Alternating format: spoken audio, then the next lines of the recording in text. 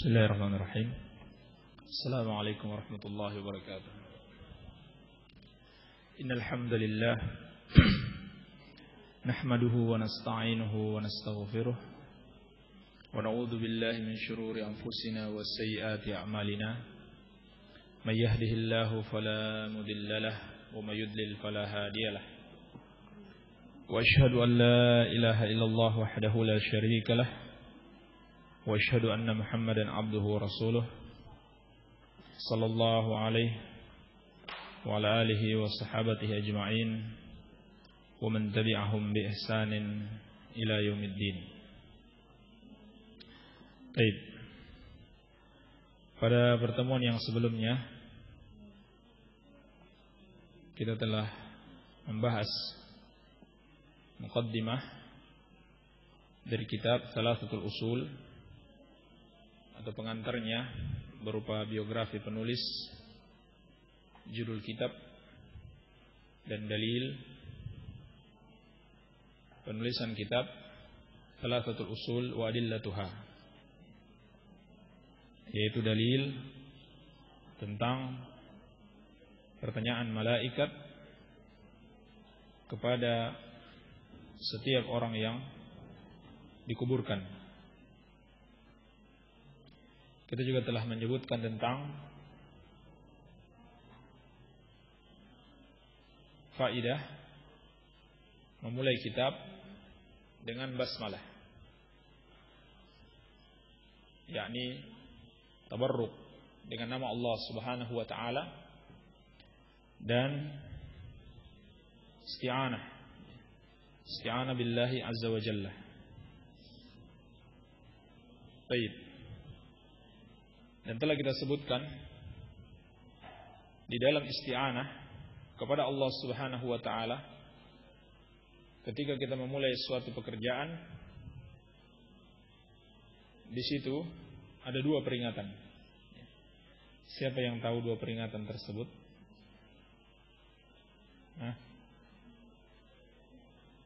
Bu Lias?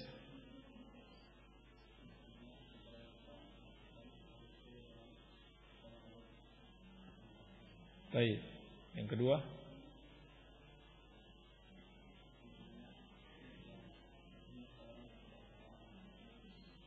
Baik, labas. Peringatan yang pertama, bahwasanya kita selalu butuh kepada Allah Subhanahu wa taala, sehingga harus kita mentauhidkan Allah di dalam isti'anah. Yang kedua, peringatan bahwasannya di dalam melakukan suatu amalan tidak boleh menyelisihi syariat Allah Subhanahu wa taala. Baik. Adapun makna Allah dari kata al-ilah, dari kata al-ilah, maknanya adalah al-ma'luh, al-ma'bud, hubban wa ta'ziman. Zat yang disembah dengan penuh kecintaan dan pengagungan. Ini makna Allah Subhanahu wa taala. Zat yang disembah dengan penuh kecintaan dan pengagungan.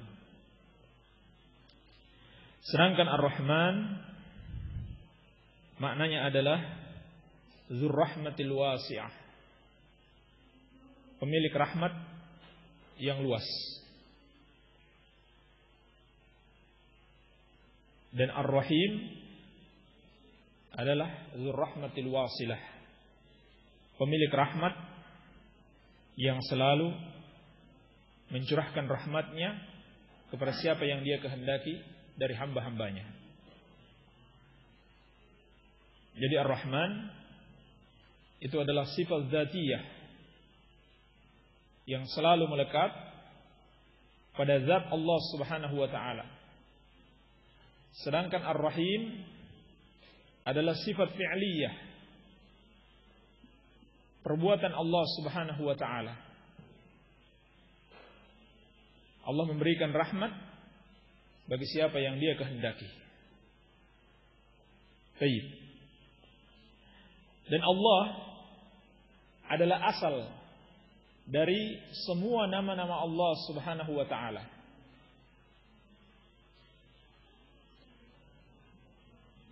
Kemudian Allah dan Ar-Rahman merupakan nama khusus bagi Allah Subhanahu wa ta'ala. Sehingga tidak boleh makhluk itu bernama dengan nama Allah atau Ar-Rahman. Tidak boleh. Ya. Ada pernah makhluk yang bernama dengan Rahman, tapi hasilnya dia bukan dikenal dengan nama Rahman, tetapi dikenal dengan nama atau dengan sebutan Al-Kadzdzab. Siapa itu? Musailamah Al-Kadzdzab. Dia bernama dengan Rahmanul Yamamah katanya. Rahmannya penduduk Yamamah. Tapi di kemudian hari dia tidak dikenal dengan nama Rahman, malah dikenal dengan nama Al-Kadzdzab. Ya, si pendusta. Baik. Sedangkan Ar-Rahim itu adalah nama yang boleh juga dinamakan kepada makhluk. Jadi nama-nama Allah Subhanahu wa ta'ala ada yang khusus bagi Allah dan ada yang boleh digunakan oleh makhluk untuk menyifatkan dirinya. Apa dobitnya atau batasannya? Batasannya adalah sesuai dalil. Kalau ada dalil yang membolehkan bahwa satu nama itu yang merupakan nama Allah di dalam Al-Quran dan dalam Sunnah itu disifatkan juga kepada makhluk atau dinamakan kepada makhluk, maka boleh makhluk bernama dengannya. Di dalam Al-Quran Allah Subhanahu wa ta'ala telah mensifatkan Rasulnya sallallahu alaihi wasallam dengan Raufur Rahim,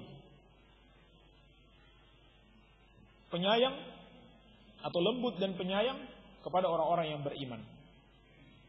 Di sini menunjukkan bahwasannya nama Ar-Rahim itu bukanlah nama yang khusus bagi Allah Subhanahu wa ta'ala.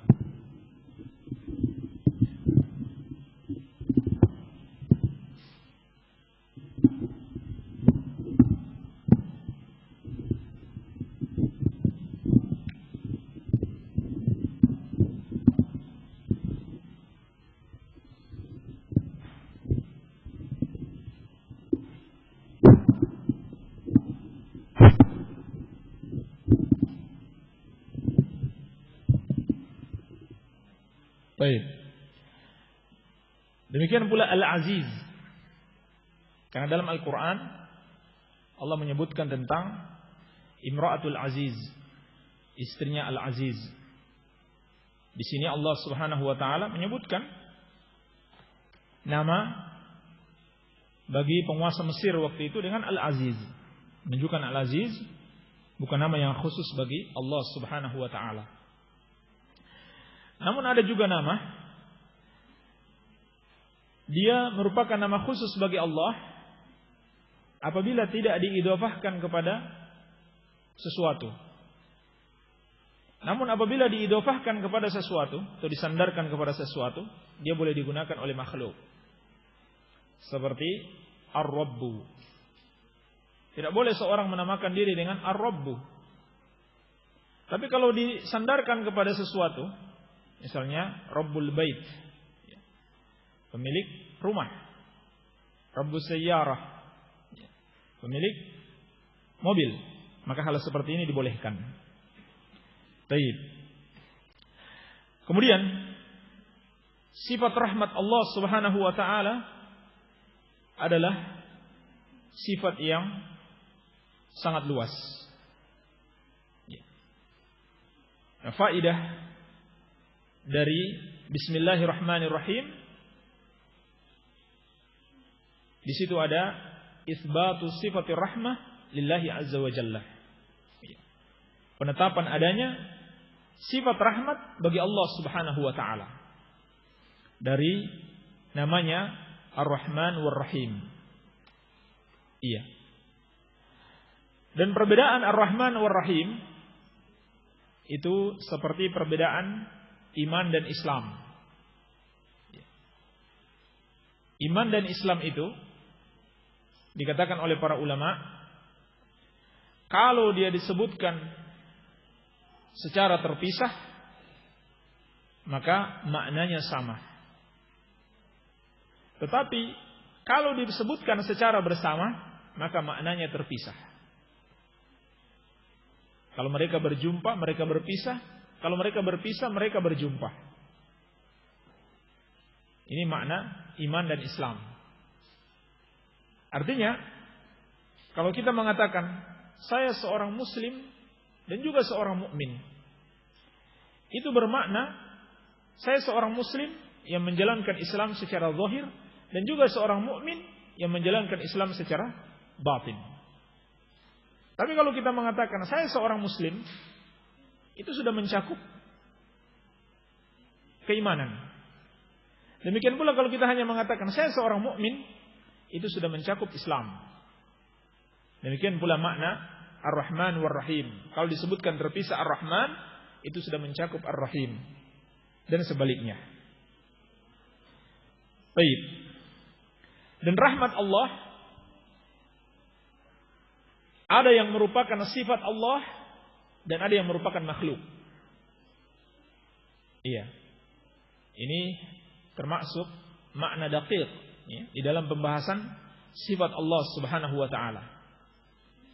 Ada yang merupakan rahmat Allah dan ada yang merupakan makhluk. Meskipun kedua-duanya boleh disandarkan kepada Allah Subhanahu wa taala. Namun yang satu penyandaran sifat kepada mausuf dan yang satu penyandaran makhluk kepada Al-Khaliq. Baik. Sifat Allah, rahmat Allah yang merupakan sifat adalah seperti yang telah kita jelaskan. yakni sifat rahmat yang melekat pada diri Allah Subhanahu wa taala dan selalu dia curahkan kepada hambanya yang dia kehendaki, perbuatannya, perbuatan Allah Subhanahu wa taala mencurahkan rahmatnya kepada hambanya. Adapun rahmat Allah yang merupakan makhluk seperti dalam hadis Bukhari dan Muslim dari Abu Hurairah radhiyallahu taala anhu, Nabi sallallahu alaihi wasallam bersabda, "Ja'alallahu rahmata mi'ata juz'in." Allah Subhanahu wa taala menciptakan rahmat sebanyak 100 bagian. Fa amsaka 'indahu tis'atan wa tis'in. Allah Subhanahu wa taala menahan di sisinya sebanyak 99. Wa anzala fil ardi juz'an wahida, dan menurunkan di bumi hanya satu bagian. Fa min dzalikal juz'i tatarahamul khalaiqu hatta tarfa'ad dabbatu hafiraha an waladiha khasyata an tusibahu. Dan dari satu bagian rahmat ini seluruh makhluk itu berkasih sayang dengannya. Sampai-sampai seekor hewan itu mengangkat kakinya agar tidak terinjak kepada anaknya. Itu karena bagian dari sifat rahmat Allah Subhanahu wa taala yang Allah turunkan di muka bumi. Subhanallah, menunjukkan luasnya rahmat Allah Subhanahu wa taala dan juga luasnya sifat rahmat Allah Subhanahu wa taala. Menunjukkan dua hal. Luasnya rahmat Allah yang merupakan makhluk yang Allah ciptakan untuk hamba-hambanya, dan juga menunjukkan luasnya sifat Allah Subhanahu wa taala, sifat rahmat. Jadi rasa kasih sayang kita kepada sesama, sampai-sampai binatang kepada anaknya, dan binatang buas tidak mau menerkam anaknya, itu hakikatnya hanya satu bagian yang kita bagi-bagi. Dari 100 rahmat Allah Subhanahu wa taala, yang satu diturunkan ke bumi, kemudian satu itu kita bagi-bagi seluruh makhluk. Juga dalam hadis Muslim dari Salman radhiyallahu taala anhu. Nabi sallallahu alaihi wasallam bersabda, "Innallaha khalaqa yauma khalaqas samawati wal arda mi'ata rahmah." Sesungguhnya Allah menciptakan, pada hari Allah menciptakan langit dan bumi 100 rahmat. Di sini dikatakan Allah menciptakan, menunjukkan itu makhluk. Bukan sifat Allah Subhanahu wa taala. Baik. Kullu rahmatin tibaqa ma bainas sama'i wal ard. Setiap rahmat dari 100 rahmat tersebut itu memenuhi langit dan bumi. Faja'ala minha fil ardi rahmatan, maka Allah menjadikan untuk bumi ini satu rahmat. Fabiha ta'tiful walidatu ala waladiha wal wahsyu wat tayru ba'duha ala ba'din. Maka dengan satu rahmat ini seorang ibu menyayangi anaknya. Demikian pula binatang buas, burung-burung menyayangi satu dengan yang lainnya. Fa idza kana yaumul qiyamah akmalaha bihadhihi rahmah. Dan apabila datang hari kiamat, maka Allah Subhanahu wa taala akan menyempurnakan rahmat ini menjadi 100 rahmat bagi ahlul jannah.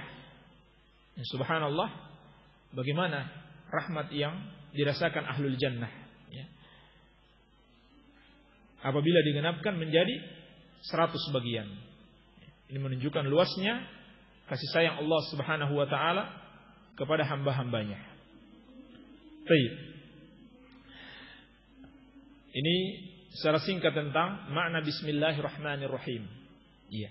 Kita katakan bahwa dari nama Allah Ar-Rahman War-Rahim diambil darinya sifat rahmat. Karena setiap nama Allah pasti mengandung sifat Allah. Ini kaidah di dalam al-asma wa sifat. Setiap nama Allah itu mengandung nama Allah. Setiap nama Allah mengandung sifat Allah Subhanahu wa taala. Namun tidak setiap sifat mengandung nama Allah Subhanahu wa taala. Jadi jangan dibalik. Iya. Setiap nama Allah mengandung sifat, namun tidak setiap sifat mengandung nama Allah Subhanahu wa taala. Kalau kita dapati nama Allah Ar-Rahman War-Rahim, menunjukkan Allah memiliki sifat rahmat. Andaikan ada dalil Allah memiliki sifat rahmat dan tidak ada dalil Allah bernama dengan Ar-Rahman War-Rahim, maka kita tidak boleh menetapkan itu sebagai nama bagi Allah Subhanahu wa taala. Iya. Sehingga kita tidak mengatakan misalnya Allah yang maha murka. Padahal al-ghadab, kemarahan, adalah sifat Allah Subhanahu wa taala. Tapi kita tidak menamakan Allah si pemarah misalnya. Iya. Kenapa? Karena tidak ada dalil bahwa Allah Subhanahu wa taala bernama dengan nama si pemarah. Baik. Ini maknanya al-asmaul husna. Nama-nama Allah yang maha indah. Dilihat dari sisi apapun adalah indah. Baik. Kalau kita memahami kaidah ini, maka insyaallah taala ini merupakan salah satu hal yang akan menjaga seseorang dari penyimpangan-penyimpangan dalam tauhidul asma wa sifat. Kemudian kata beliau rahimahullahu taala, "I'lam rahimakallah annahu yajibu alaina ta'allumu arba'i masail." Ketahuilah, semoga Allah merahmatimu, bahwasannya wajib atas kita mempelajari 4 perkara. Baik. Beliau katakan i'lam. Artinya ta'allam, wafham, wa tayaqqan. Belajarlah, pahamilah dan yakinilah. Ini makna i'lam. Dan kata i'lam ini biasa digunakan di dalam bahasa Arab untuk menunjukkan pentingnya perkara yang akan disampaikan setelahnya.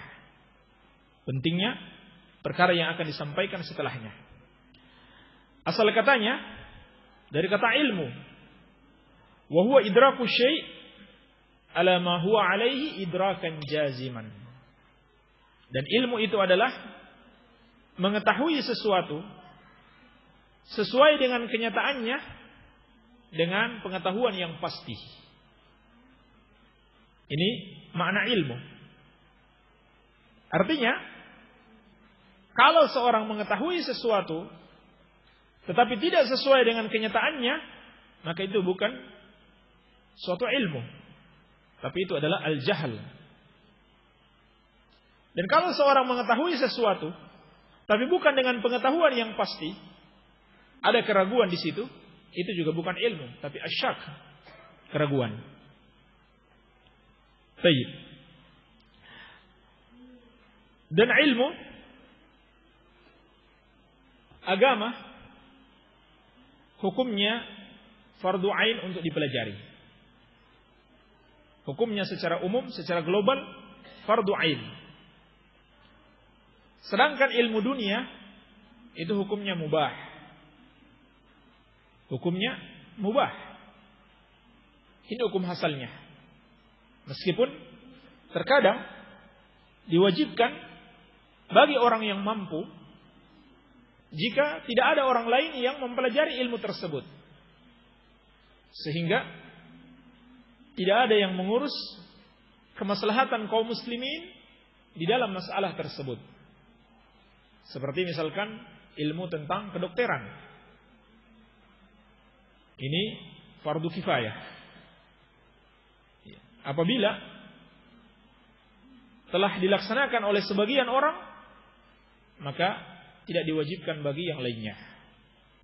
Adapun ilmu agama wajib bagi setiap orang. Fardun 'alal a'yan.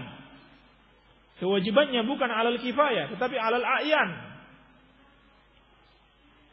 Apabila ada seorang muslim yang tidak mempelajarinya, maka dia berdosa. Baik, ini globalnya. Tetapi kemudian ada perinciannya.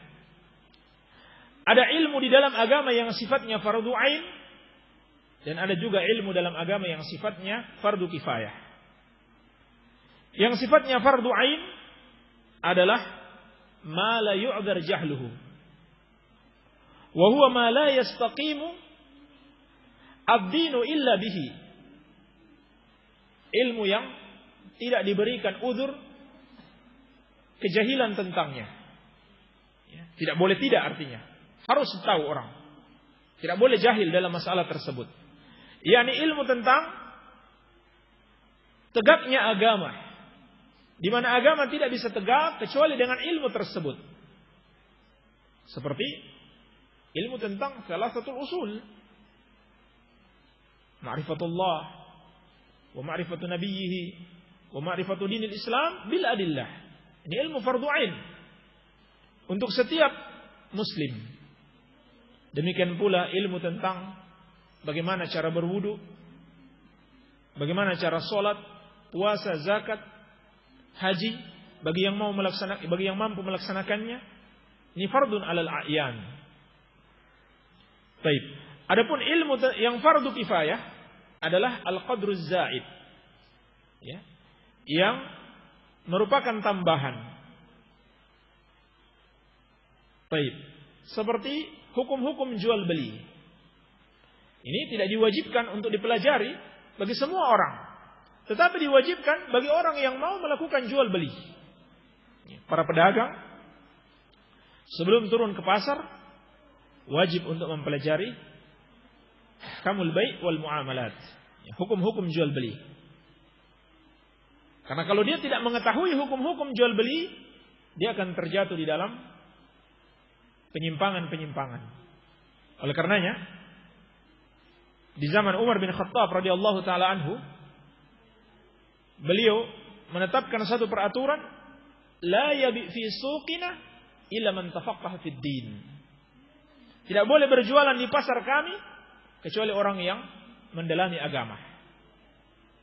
Karena kalau dia tidak mendalami agama, tidak mengetahui hukum jual beli, dia akan terjatuh kepada riba misalkan, penipuan, dan berbagai macam bentuk-bentuk muamalah yang diharamkan di dalam syariat. Tayyib. Dan ilmu disepakati oleh ulama ahlus sunnah wal jamaah merupakan syarat sahnya akidah. Sebagaimana telah kita jelaskan dari dalil tentang pertanyaan malaikat kepada orang-orang munafik dan orang murtad tentang Allah, tentang agamanya, tentang nabinya, mereka mengatakan sami'tun nas la adri sami'tun nas yaquluna syai'an faqultuhu. Aku tidak tahu. Aku mendengarkan manusia mengatakan itu, maka aku pun ikut-ikutan. Dari sini dijelaskan para ulama at-taqlid la yanfa fil aqaid. Ini kaidah. Bahwasanya taklid tidak bermanfaat bagi akidah seseorang. Dia akan tidak akan diberikan tasbit, penguatan oleh Allah Subhanahu wa taala untuk menjawab pertanyaan dua malaikat di kuburnya. Padahal pertanyaan ini menentukan perjalanan kehidupannya di alam akhirat setelahnya. Kalau dia berhasil menjawab pertanyaan ini, maka dia akan mendapatkan kebahagiaan sampai berakhir di surga. Kalau dia tidak berhasil menjawabnya, wal iyadu billah, dia akan berakhir di neraka Allah Subhanahu wa taala. Baik. Demikian pula sebagian ahlul bid'ah seperti al-Asy'ariyah wal Maturidiyah, mereka juga mengatakan bahwasanya at-taqlid la yanfa fil aqaid. Sekedar ikut-ikutan itu tidak bermanfaat bagi akidah seseorang. Kalau sufi jangan tanya, agamanya dibangun di atas taklid, ya, bukan di atas ilmu. Demikian pula Syiah, agamanya dibangun di atas taklid kepada imam-imamnya, bukan di atas ilmu. Tapi sebagian ahlul bid'ah seperti Asy'ariyah wal Maturidiyah, mereka juga berkeyakinan at-taqlid la yanfa fil aqaid. Hanya saja bedanya, kalau ahlus sunnah itu mewajibkan ma'rifatullah bid-dalil syar'i. Mengenal Allah Subhanahu wa taala dengan dalil syar'i. Ini yang pertama sekali. Sedangkan ahlul bid'ah seperti Asy'ariyah wal Maturidiyah, ma'rifatullah bin nazar ilal kaun. Mengenal Allah Subhanahu wa taala pertama sekali dengan apa? Dengan melihat pada alam ini.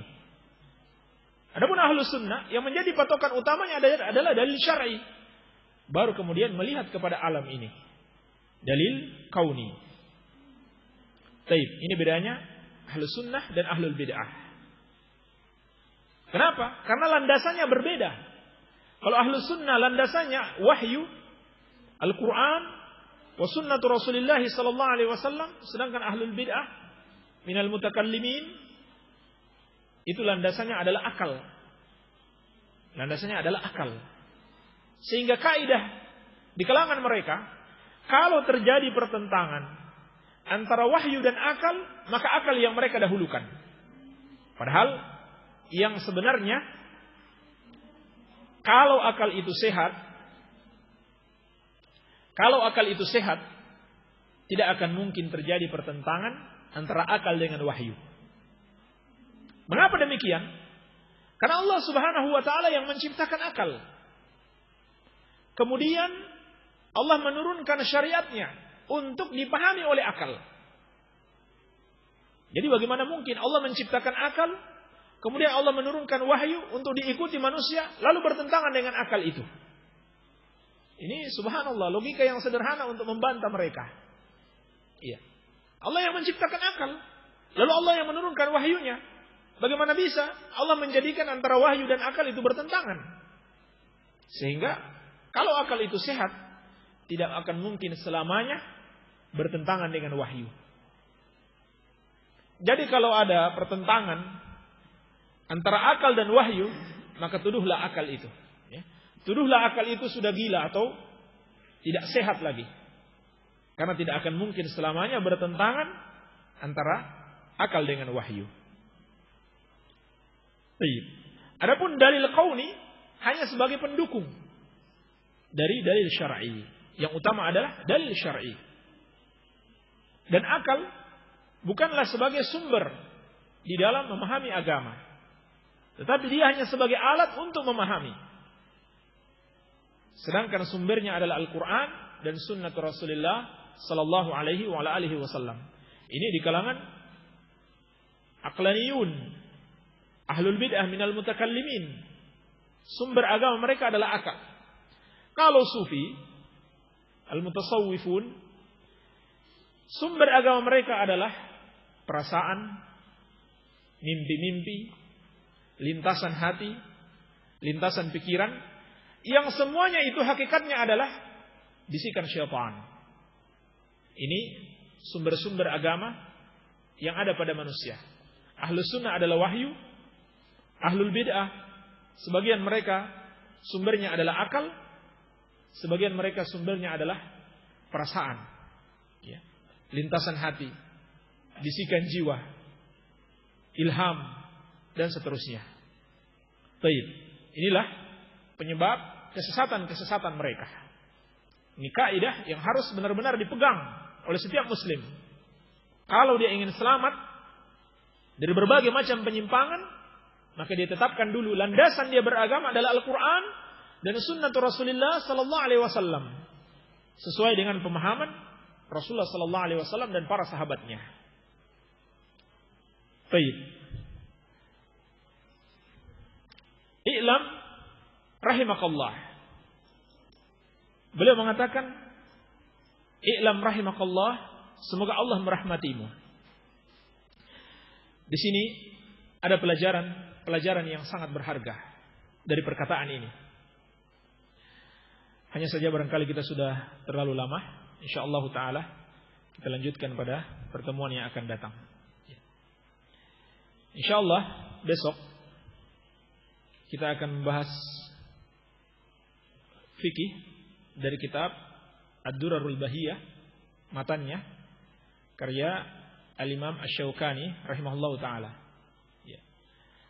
Kalau ada yang punya syarahnya At-Ta'liqatur Radiyah atau Ar-Raudatun Nadiyah, itu bisa digunakan. Ya. Kalau yang belum punya, bagus kalau difotokopi. Ya, mungkin bisa dihubungi Abdul Hakim. Ya, kemarin beliau pinjam buku ana untuk difotokopi. Baik. Ini yang bisa ana sampaikan. Semoga ada manfaatnya. Wabillahi taufiq. Walhamdulillahirabbil alamin.